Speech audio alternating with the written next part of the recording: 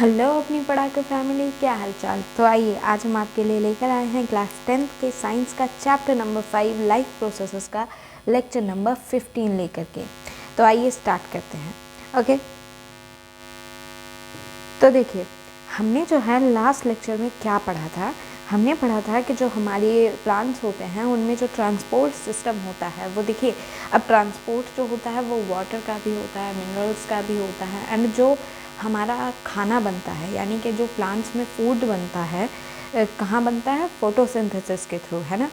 तो वो जो फूड बन रहा होता है उसको भी ट्रांसपोर्ट करना होता है उस प्लांट के बाकी सारे पार्ट्स में, ताकि वो सारे पार्ट्स भी ग्रो कर सकें और अपना काम अच्छे से करते रहें, है ना।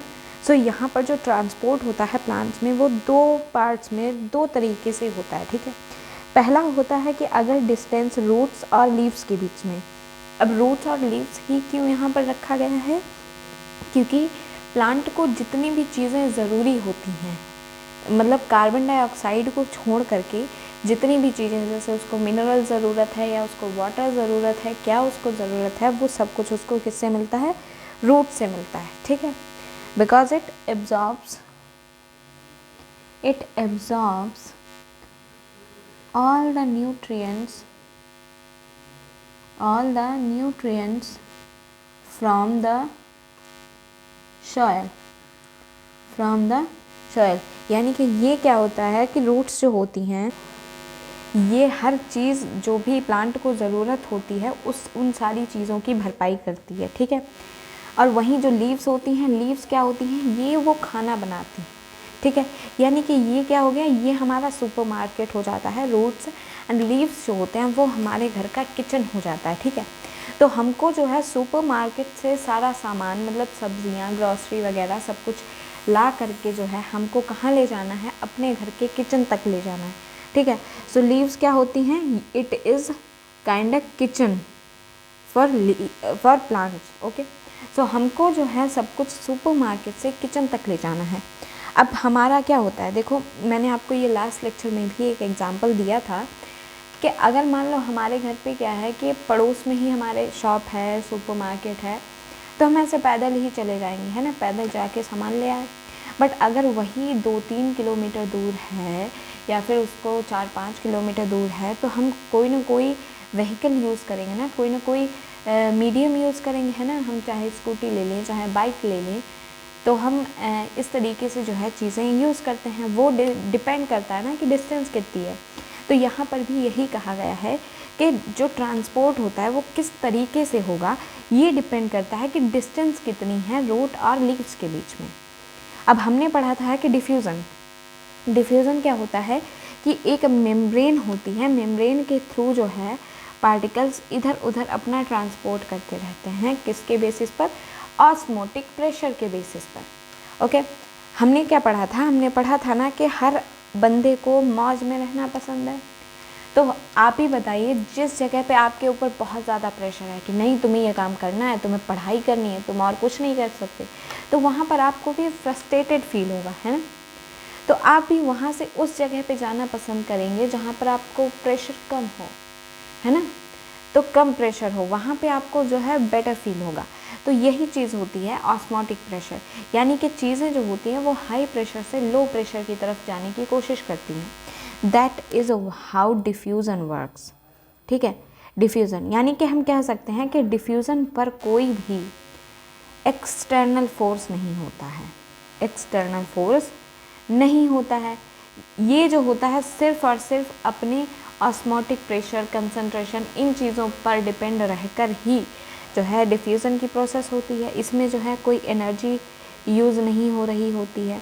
कुल मिलाकर के ये सस्ती प्रोसेस होती है जो कि छोटी मोटी दूरियों के लिए होती है, ठीक है। यानी कि अगर डिस्टेंस स्मॉल है तो यहाँ पर क्या होता है कि, तो हम यहाँ पर लिखते हैं diffusion is enough if the distance is small. Once again let me change the color. So अगर distance हमारी small है then we can say that diffusion is sufficient, okay. Diffusion जो होता है वो यहाँ पर सफिशेंट है छोटी मोटी दूरियों के लिए चीज़ों को ट्रांसपोर्ट करने में, ठीक है। बट वहीं जब डिस्टेंस हमारी लार्ज हो जाती है, जब डिस्टेंस हमारी बढ़ जाती है, यानी कि बहुत ही लंबी लंबी दूरियों तक ले जाना है चीज़ों को, तो डिफ्यूज़न यहाँ पर जो है सफिशेंट नहीं रह जाता है, ठीक है। तो diffusion is not sufficient for the transport system. So we can write it down like this, that diffusion is not sufficient. Sufficient किसके लिए? For the raw material, for the raw substances. Raw substances कौन से हो गए? जिसको हम बोलते हैं कच्चा माल, यानी कि जिससे हमें खाना बनाना है। जैसे कच्चा आलू है तो वो एक रॉ सब्सटेंस है, और उससे जब हम सब्ज़ी बना देते हैं तो उसको हम प्रोडक्ट बोलते हैं, है ना। So raw substance to reach the leaves, यानी कि to reach the kitchen, to reach the leaves.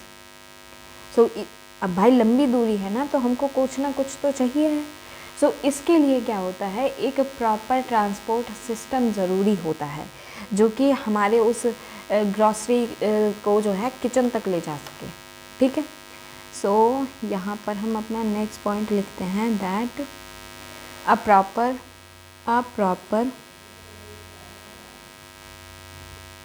Transport system is required. A transport system is required. एक ट्रांसपोर्ट सिस्टम की ज़रूरत होती है जो कि रिक्वायर्ड होता है। अब होता क्या है, ये ट्रांसपोर्ट सिस्टम क्या करता है, ये ट्रांसपोर्ट सिस्टम जो होता है, ये जो ट्रांसपोर्ट सिस्टम है, ये हमारा दो तरीके से काम करता है। कैसे? देखो मैंने आपको क्या बोला, यहाँ पर दो चीज़ें अलग अलग ट्रांसपोर्ट हो रही हैं। एक तो वाटर, यानी कि जो रूट अपना काम कर रही है, जो रुको मैं आपको सरल भाषा में बताती हूँ कैसे। कि देखो एक क्या है, रूट जो अपना काम कर रही है, जैसे कि हमारा जो सामान हमने सुपर मार्केट से लिया है उसको किचन तक ले जाना है, एक इस चीज़ के लिए चाहिए, ठीक है। दूसरा किस चीज़ के लिए चाहिए कि किचन में जो खाना बना है उसको हर एक मेंबर तक ले जाना है ना। तो जो लीव्स खाना बना रही हैं, जो लीव्स एनर्जी प्रोड्यूस कर रही हैं, उसको भी अलग अलग पार्ट्स तक ले जाना। सो ट्रांसपोर्ट सिस्टम यहाँ पर दो चीज़ों पर काम करता है। सबसे पहला, जो रूट्स ने जो रॉ मटेरियल एब्जॉर्ब किया है उसको, so raw material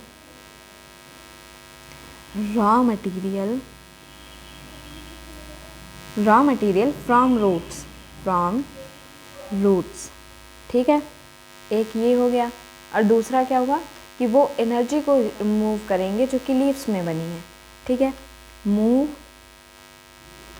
energy stored from leaves, यानी कि पत्तियों में जो एनर्जी बनी है उसको जो है बाकी पार्ट्स तक लेकर के जाना, ठीक है। अब देखो एक है यहाँ पर रूट्स ने जो लिया है उसको पहुँचाना, इसमें क्या क्या चीज़ें आ जाती हैं, इसमें हमारा वाटर आ जाता है, इसमें हमारे मिनरल्स आ जाते हैं, और ये जो पत्तियों वाला है इसमें हमारा स्टार्च आ जाता है, इसमें हमारा सुक्रोज आ जाता है, इसमें बाकी सारी चीज़ें आ जाती हैं जो कि केमिकल रिएक्शंस के थ्रू प्रोड्यूस हो रही होती हैं, ठीक है। अब कहने का मतलब ये है यहाँ पर कि ये जो दोनों ही पाथवेज होते हैं, ये दोनों एक दूसरे से सेपरेटली अरेंज्ड होते हैं, सेपरेटली ऑर्गेनाइज होते हैं, ठीक है। Okay, so both pathways are separately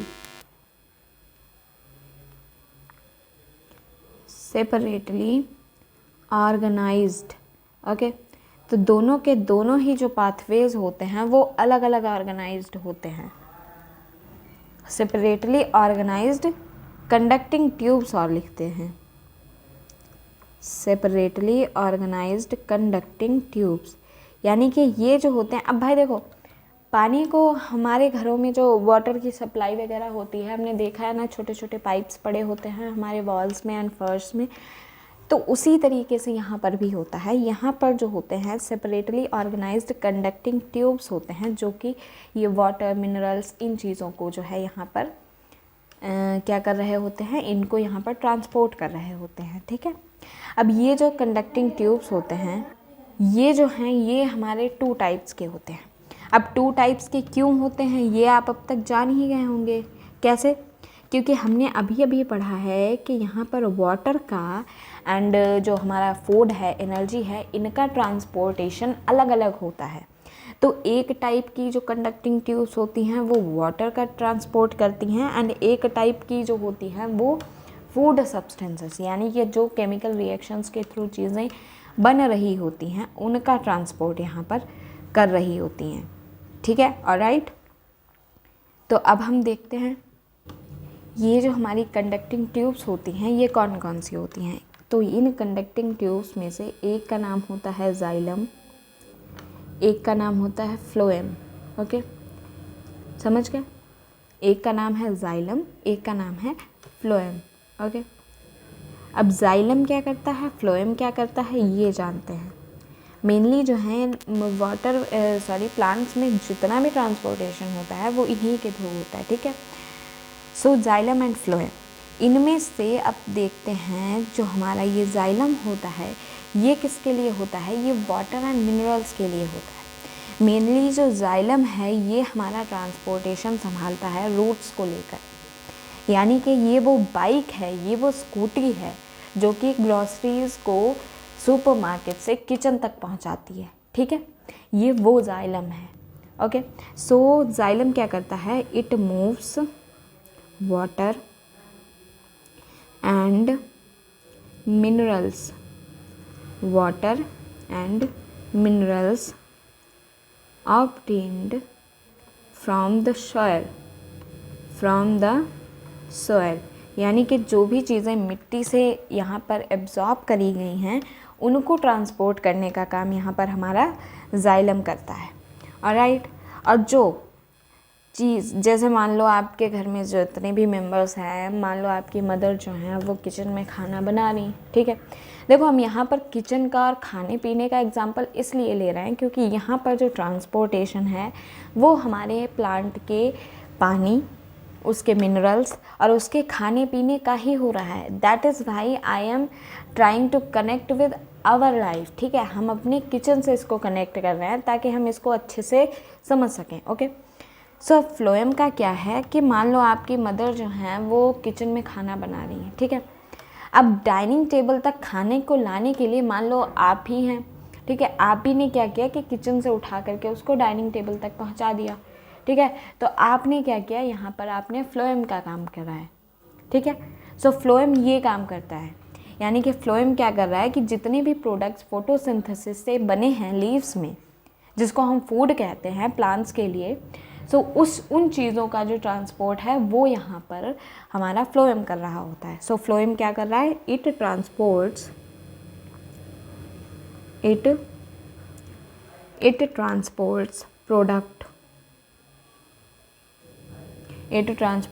products of photosynthesis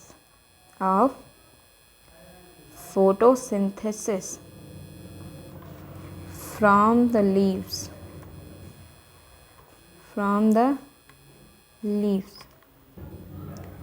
to other parts, alright। तो ये जो है चीज़ों को लीव्स से लेकर के एनर्जी को एंड फूड सब्सटेंसेस को बाकी सारे जो हैं पार्ट्स में भेजता है। ये जो है हमारा मोटा मोटा जाइलम और फ्लोएम का वर्क हो गया। बट जाइलम और फ्लोएम का वर्क यहीं पर समाप्त नहीं होता है, ठीक है। ये तो इनका मेनली मोटा मोटा काम हो गया कि हाँ ये काम ऐसा करते हैं। अब इनके बारे में भी तो जानना ज़रूरी है ना कि ये काम कैसे करते हैं, इनकी स्ट्रक्चर क्या होती है, ये किस तरीके से अरेंज होते हैं किसी भी प्लांट के अंदर, है ना। कि ऐसे ही मतलब ट्यूब्स पड़ी होती हैं और ये है वो है, ऐसा नहीं होता है ना। तो इसके बारे में अब हम जानते हैं, अपना नेक्स्ट हेडिंग डालते हैं। So let's get started. Heading क्या रहेगी हमारी, ट्रांसपोर्ट ऑफ वाटर, कि पानी कैसे ट्रांसपोर्ट होता है। सबसे पहले हम जाइलम के ही बारे में जानेंगे ना।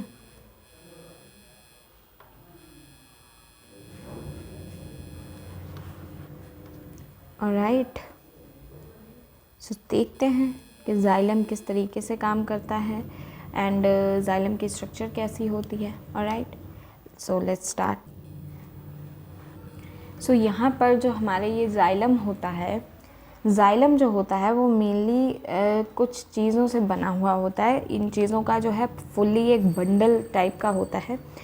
सो हम लिख सकते हैं दैट जाइलम हमारा बना होता है वेसल्स से, वेसल्स प्लस ट्रैकाइड्स। ठीक है, तो इसकी जो टोटल हम बात कर रहे थे कंडक्टिंग डक्ट्स की, कंडक्टिंग ट्यूब्स की, तो वो जो है यहाँ पर 2 टाइप्स में आ जाती हैं। ठीक है, एक हमारा आ जाता है वेसल्स एंड एक हमारी आ जाती हैं ट्रैकाइड्स। ठीक है, तो ये दोनों चीज़ें जो हैं ये मिल करके यहाँ पर जाइलम बनाती हैं।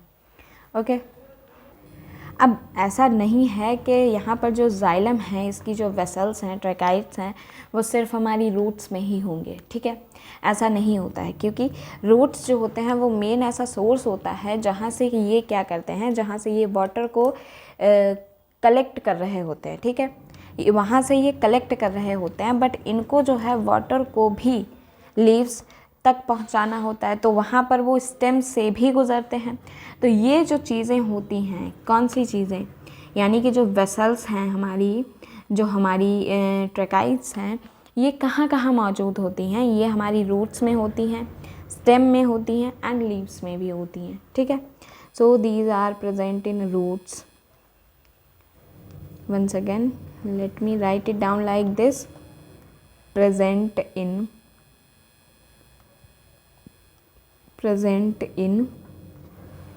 roots, stem and leaves। Okay, ये रूट्स में भी प्रेजेंट होते हैं, ये स्टेम में भी प्रेजेंट होते हैं और ये लीव्स में भी प्रेजेंट होते हैं।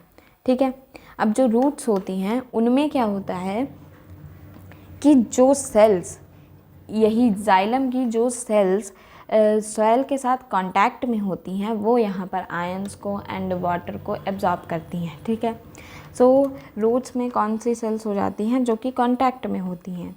So cells in contact with soil take up ions, यानी कि जो भी चीज़ें सॉइल के साथ कांटेक्ट में होती हैं वो यहाँ पर जो है आयंस को ले रही होती हैं। ऑलराइट, अब रूट्स, स्टेम और लीव्स, इन तीनों के अंदर की जो ट्रैकाइड्स होती हैं, जो वेसल्स होती हैं, वो सारी की सारी एक दूसरे के साथ इंटरकनेक्ट होकर के जो है यहाँ पर वाटर कंडक्टिंग चैनल्स बना रहे होते हैं। ओके, है ना, कुछ हमारे रूट्स में हो जाते हैं, कुछ हमारे स्टेम में हो गए, कुछ हमारे लीव्स में हो गए। अब हमको जो है सिस्टम, तो हम उसी चीज़ को बोलेंगे ना जिसमें एक टाइप की सारी चीज़ें आ रही होती हैं। So roots, stem and leaves, इन तीनों की ही चीज़ों को, या चीज़ों को मतलब वेसल्स को और ट्रैकाइड्स को जब हम मिक्स कर देते हैं, जब ये एक दूसरे के साथ कनेक्ट हो जाती हैं, तो ये बनाती हैं water conducting channels. Okay, so vessels and tracheids of roots, stems and leaves are interconnected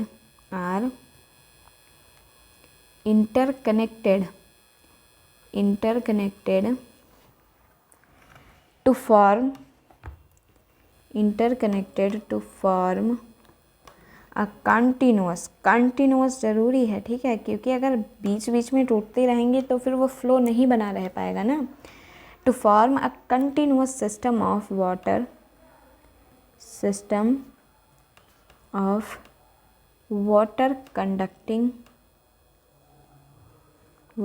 conducting channels।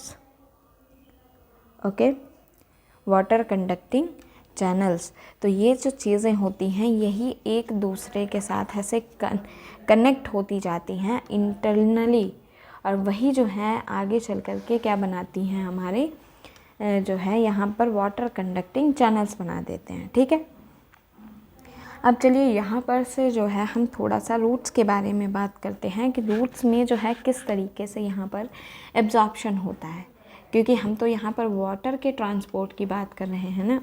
So mainly जो है सबसे पहले हम रूट्स के बारे में बात करते हैं कि रूट्स जो हैं यहाँ पर किस तरीके से एब्जॉर्ब कर रही होती हैं चीज़ों को।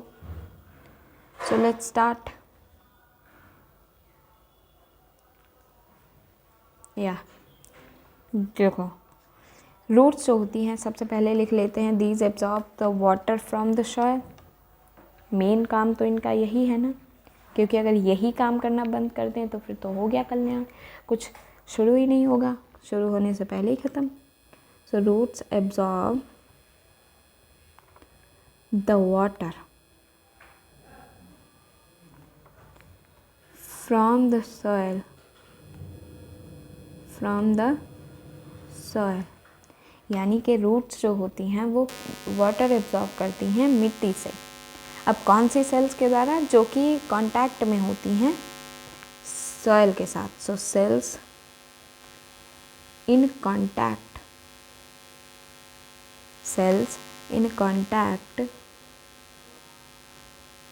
with the soil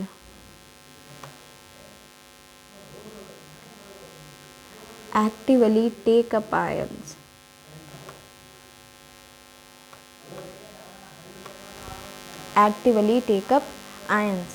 अब ये आयंस जो होते हैं कैसे टेकअप किए जाते हैं, कैसे अंदर आ जाते हैं, मतलब इनको कोई इनविटेशन दिया जाता है। अब यहाँ पर जो है वो प्रेशर, वो कंसंट्रेशन काम करता है, जिसके बारे में हमने बात करी थी, ठीक है। अब मुझे एक बात बताइए, 2 रूम हैं, जहाँ पर आप जिस रूम में हैं वहाँ पर बहुत ज़्यादा भीड़ है, ठीक है, बहुत ज़्यादा भीड़ है। और नहीं सॉरी 1 सेकेंड, आपको दूसरे तरीके से समझाते हैं। मान लीजिए 2 रूम हैं, ठीक है। एक रूम में आप बिल्कुल अकेले हैं, ठीक है, आप अकेले हैं, या मान लीजिए कुछ लोग हैं जिनको आप जानते नहीं हैं, बट वहीं दूसरे रूम में थोड़ी भीड़ है, बट वहाँ पर आपके फ्रेंड्स लोग हैं। तो आप क्या करेंगे?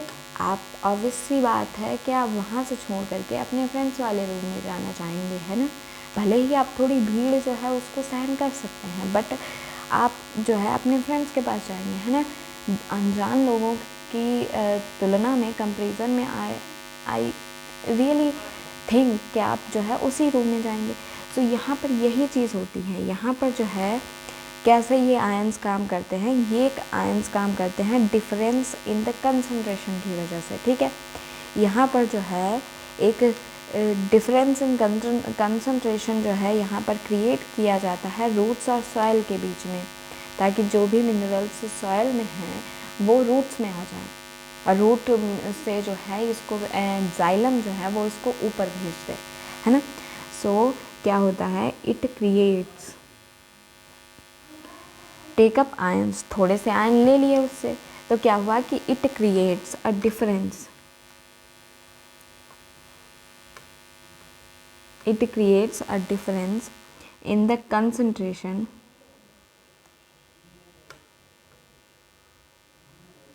in the concentration of ions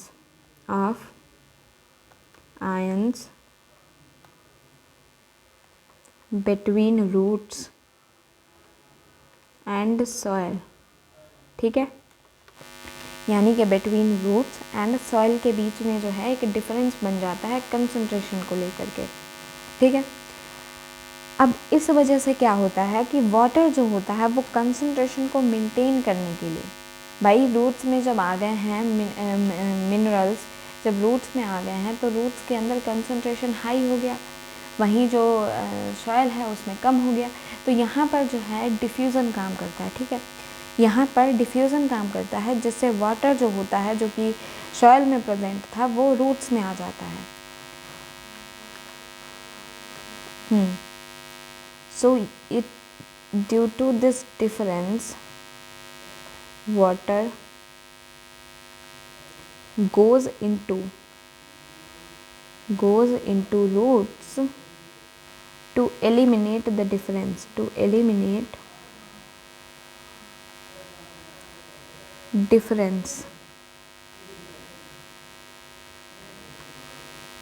to eliminate the difference.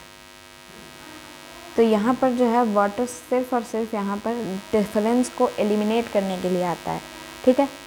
अब इससे क्या होता है कि वाटर आता जा रहा है, तो इससे क्या होता है कि एक कॉलम क्रिएट हो जाता है वाटर का। कॉलम मतलब कह सकते हैं कि एक धार जैसी बन जाती है जो कि ऐसे चलती चली जाती है, क्योंकि ये चीज़ हमने फिज़िक्स में पढ़ी है ना, दैट दो चीज़ें जो हैं एक दूसरे को अट्रैक्ट करती हैं और रिपेल करती हैं, है ना, पढ़ा था ना। तो यहाँ पर जो वाटर के मॉलिक्यूल्स होते हैं उनके बीच में एक फोर्स काम कर रहा होता है जो कि एक दूसरे को, एक मॉलिक्यूल दूसरे मॉलिक्यूल को अट्रैक्ट करता है, ओके। तो यहाँ पर क्या होता है, इस वजह से एक वाटर का कॉलम बन जाता है, क्रिएटिंग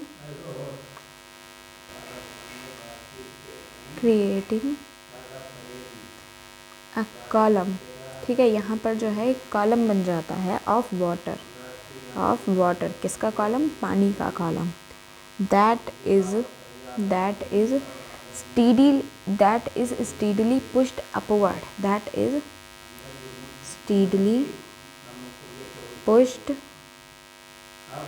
पुश्ड अपवर्ड, यानी कि उसको जो है लगातार ऊपर की तरफ धकेला जाता है ना। भाई देखो, आप किसी गेट पे खड़े हो, ठीक है, और आपके पीछे से बराबर जो है लोग आते जा रहे हैं, तो आपको ऑलरेडी धक्का लगता है ना आगे की तरफ, आप अपने आप आगे बढ़ते चले जाते हो। तो ये भी वही, यहाँ पर भी वही हो रहा है, ठीक है। वाटर के जो मॉलिक्यूल्स हैं वो रूट्स के गेट पे खड़े हैं और पीछे से और सारे आते जा रहे हैं, तो उसको ऑलरेडी ऊपर की तरफ धक्का लगता जा रहा है ना। So that is what it is saying कि यहाँ पर जो कॉलम क्रिएट होता है वो बराबर जो है ऊपर की तरफ धकेला जाता है, ओके। और बट यहाँ पर क्या दिक्कत आती है कि जब यहाँ पर जो प्लांट है उसकी हाइट बहुत ज़्यादा है, तो ये जो प्रेशर है ये कहाँ तक बेचारे मतलब खुद धकेलते जाएंगे, इतनी एनर्जी थोड़ी ना होगी मॉलिक्यूल्स के पास कि वो मतलब रेडवुड ट्री के जो है छोर तक उसको पहुँचा दें पानी को, नहीं होता है ना। ये प्रेशर जो है इनफ नहीं होता है ताकि उस पूरे वाटर को जो है ऊपर तक ले जा सकें, ठीक है। So we can say that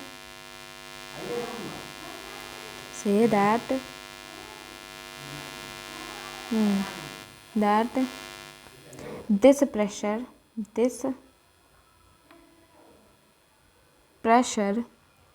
by itself is not enough, this pressure by itself is not enough to move water over the heights, ऊंचाइयों तक जो है ये प्रेशर जो है पानी को नहीं ले जा पाएगा। इसीलिए जो है पौधे जो होते हैं, जो प्लांट्स होते हैं, वो अपनी अलग अलग स्ट्रैटेजीज़ को यूज़ करते हैं। अलग अलग स्ट्रैटेजीज़ यहाँ पर यूज़ करी जाती हैं ताकि जो वाटर है वो ऊपर तक पहुँच जाए। So use other strategies to move the water upward. Use other strategies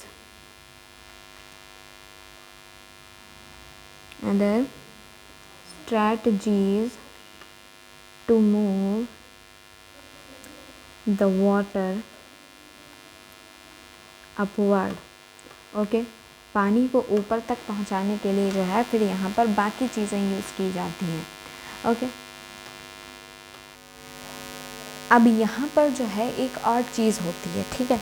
हमने क्या पढ़ा था कि जो स्टोमाटाज होते हैं प्लांट्स में जो लीव्स होती हैं उसमें जो छोटे छोटे छेद होते हैं वो क्या करते हैं, इवेपोरेशन करते हैं पानी का, है ना। यानी कि जो एक्स्ट्रा वाटर बचा हुआ होता है उसको इवेपोरेट करते हैं, उसको बाहर निकालते हैं। तो वो जो पानी बाहर निकलता है उससे भी जो है एक सक्शन क्रिएट होता है। सक्शन का मतलब ऐसा फोर्स जो कि किसी चीज़ को खींचता है, ठीक है। जैसे वैक्यूम क्लीनर, उसमें भी जो है सक्शन फोर्स काम करता है, ओके। सो यहाँ पर एक चीज़ ये आती है that evaporation, one second, evaporation of water from the cells of leaf creates a suction, ठीक है। यानी कि जो वाटर यहाँ पर इवेपोरेट हो रहा है उससे एक सक्शन क्रिएट होता है। ये क्या करता है, ये पानी को ऊपर खींचता है। यानी कि जो वाटर मॉलिक्यूल्स हैं यहाँ पर, जो हमने ये बात करी थी, यहाँ पर धकेला जा रहा है पानी को और यहाँ पर पानी को खींचा जा रहा है, ठीक है। तो देख रहे हैं किस तरीके से नेचर अपना काम करता है। ऊपर से खींचा जा रहा है क्योंकि ऊपर ले जाना है, और नीचे से धकेला जा रहा है क्योंकि ऊपर ही ले जाना है, ठीक है। सो ये जो सक्शन है ये क्या करता है, इट पुल्स वाटर, पुल्स मतलब खींचना, पुल्स वाटर, और पुश का मतलब होता है धक्का देना। So pulls water from the xylem cells, from the xylem cells of roots. समझ में आया? तो इस तरीके से जो है यहाँ पर चीज़ें हो रही होती हैं। ओके, अब देखो, अब यहाँ पर जो ट्रांसपायरेशन एक प्रोसेस होती है उसके बारे में थोड़ा सा जान लेते हैं। ट्रांसपायरेशन क्या होता है, ये भी जो है वाटर के ट्रांसपोर्ट में काफ़ी इंपॉर्टेंट रोल प्ले करता है। जैसे हमने थोड़ी सी चीज़ें रूट्स के बारे में जानी थी, वैसे ही हम ट्रांसपायरेशन के बारे में भी जान लेते हैं, क्योंकि ये भी जो है उसके ट्रांसपोर्टेशन में काफ़ी इम्पॉर्टेंट रोल यहाँ पर प्ले करता है। So let's learn about transpiration. So what is transpiration? देखो, ट्रांसपायरेशन क्या होता है कि जब किसी भी प्लांट के जो एरियल पार्ट्स होते हैं उनसे जब वाटर का लॉस वेपर फॉर्म में होता है, यानी कि भाप की तरह होता है, तो हम इसको ट्रांसपायरेशन बोलते हैं। समझ में आया है ना? यानी कि जो भी वाटर जो है स्टोमाटास के थ्रू निकलता है उसको हम इवेपोरेशन, जो अभी हम पढ़ रहे थे, ये इवेपोरेशन, यही इसी प्रोसेस को एक नाम दिया जाता है जिसको हम बोलते हैं transpiration. So we can say that loss of water in the form of vapor phase, in the form of vapor phase नहीं लिखते हैं, in the form of vapor from aerial parts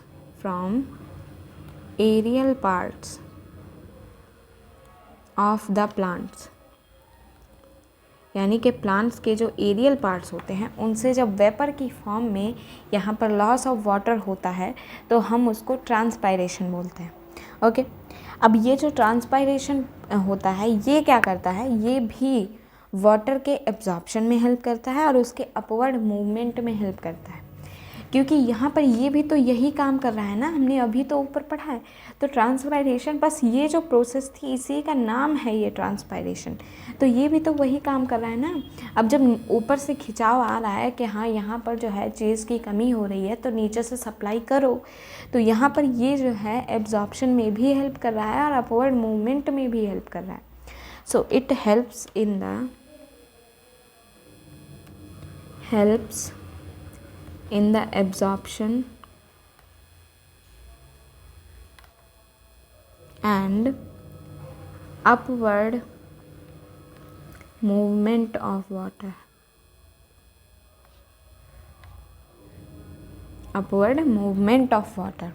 ठीक है। और एक और भी ये काम करता है, ठीक है, वो भले ही मतलब ऐसे एकदम कह सकते हैं कि सीधा ना हो, डायरेक्ट ना हो, बट इनडायरेक्टली काम करता है, ठीक है। ये एक चीज़ में और हेल्प करता है, वो है टेम्परेचर रेगुलेशन। ओके, यानी कि जब टेम्परेचर बहुत ज़्यादा हाई हो रहा है तो वहाँ पर क्या होता है कि ये स्टोमाटास जो होते हैं ये क्या करते हैं, ये खुद को रोक लेते हैं, बंद कर लेते हैं, ताकि जो प्लांट है उसमें वाटर की सप्लाई बनी रहे।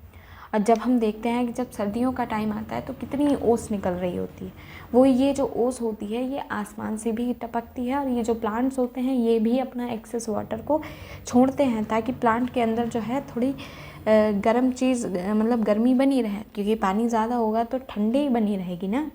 सो ये जो है एक तरीके से टेम्परेचर रेगुलेशन का भी काम करते हैं, ठीक है। So also helps in temperature regulation. Once again,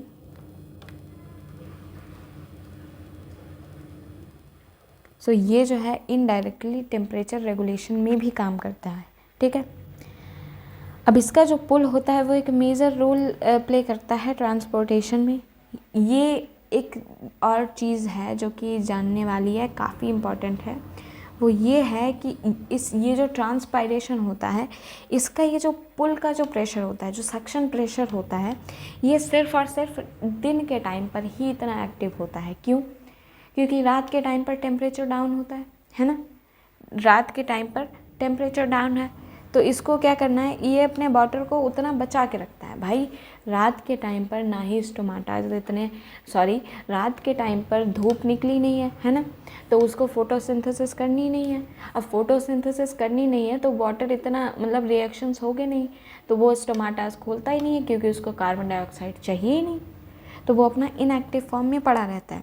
so that is Y इसका जो पुल होता है, इसका जो पुल होता है, pull plays major role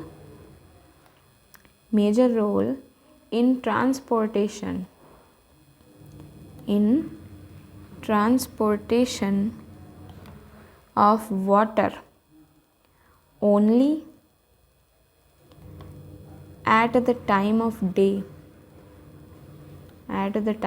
day, यानी कि सिर्फ दिन में ही ये इतना मेजर रोल प्ले करता है। रात के टाइम पर रूट प्रेशर, यानी कि जो हमारी रूट्स में जो मैंने धक्का लगाने वाला प्रेशर बताया था, रात में वही प्रेशर होता है जो कि सबसे ज़्यादा इम्पॉर्टेंट रोल प्ले करता है। ओके, सो ये जो चीज़ें हैं इस तरीके से जो है यहाँ पर पूरा किसका ट्रांसपोर्टेशन होता है, यहाँ पर वाटर का ट्रांसपोर्टेशन होता है। इस तरीके से ये पूरी प्रोसेस होती है वाटर के ट्रांसपोर्टेशन की। अब जो है हमारा एक तरीके का ट्रांसपोर्टेशन बचा है जो कि किसका है, फूड का। और भी कई सारे सब्सटेंसेस होते हैं जिनको हमें लीव से जो है इधर उधर ले जाना पड़ता है, सो उनके बारे में भी हम पढ़ेंगे अच्छे से। अब जो है हमारा सिर्फ बचा है फूड का एंड किसका, फूड का और कुछ अदर सब्सटेंसेस हैं, ठीक है। फिर जो है हमारा ये ट्रांसपोर्टेशन वाला टॉपिक भी समाप्त हो जाएगा। फिर हमें लाइफ प्रोसेसेस में सिर्फ एक लास्ट टॉपिक पढ़ना है, ठीक है, जिसको बोलते हैं एक्सक्रीशन, और उसके बाद में फिर ये हमारा चैप्टर समाप्ति की ओर होगा। ओके, तो तब तक थोड़ा सा ज़ोर और लगाना है, वो और लगा लेते हैं बस, फिर हमारा ये चैप्टर समाप्त हो जाएगा। फिर हम न्यू चैप्टर की बिगिनिंग करेंगे। ओके, सो यहाँ पर अगर आप यहाँ तक देख चुके हैं लेक्चर को, so thank you very much for watching this video. And अगर आपको ये वीडियो अच्छा लगा है, इन्फॉर्मेटिव लगा है, तो लाइक ज़रूर करें, शेयर ज़रूर करें एंड हमारे चैनल को सब्सक्राइब ज़रूर करें। Thank you very much. मिलते हैं नेक्स्ट लेक्चर के साथ, और उसमें जो है हम किचन से खाने को इधर उधर डिलीवर करेंगे। ओके, सो मिलते हैं नेक्स्ट लेक्चर के साथ, तब तक के लिए बाय।